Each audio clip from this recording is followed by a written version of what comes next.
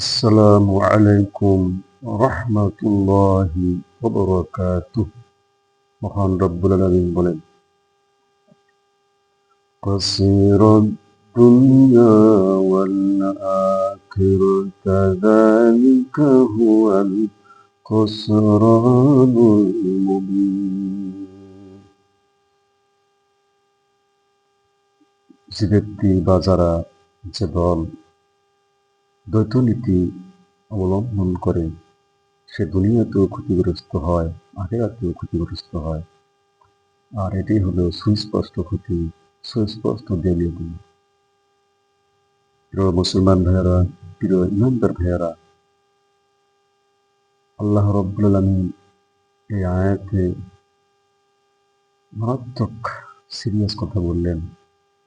যারা দুর্নীতি অবলম্বন করবে, দ্বৈতনীতি অবলম্বন করবে, তাদের রেহাই নেই। সে ইহকালেও ক্ষতিগ্রস্ত হবে, পরকালেও ক্ষতিগ্রস্ত। সে ব্যক্তি হোক, দল হোক, রাষ্ট্র হোক, ক্ষতিগ্রস্ত হবে, এতে কোনো সন্দেহ নেই। এই জন্য বিশেষ করে যারা পীর, যারা আলেম, যারা বুজুর্গ, যারা ইসলামী দল, তাদেরকে অবশ্যই অত্র আয়াত থেকে শিক্ষা নিতে হবে। দুনিয়াতে যদি সে ক্ষতিগ্রস্ত হয়, তাহলে এর পরিণাম কি? জাহান্নাম। আর দুনিয়াতে করে ক্ষতিগ্রস্ত হলে আল্লাহর ভাষায় সে আখিরাতেও ক্ষতিগ্রস্ত হবে।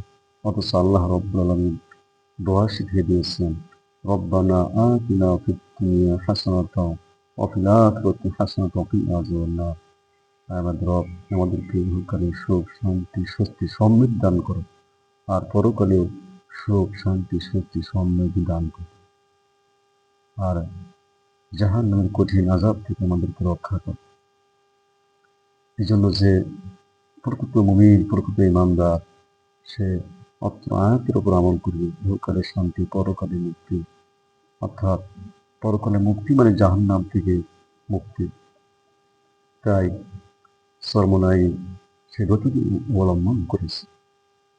এই জন্য জাতি তাকে কখনো ক্ষমা করবে কিনা, এবং আল্লাহ রাব্বুল আলামিন যেহেতু গাফুর ক্ষমা, সে দোয়া করতেও পারেন, কিন্তু মানুষ তাকে ক্ষমা করবে কিনা এটা সন্দেহ।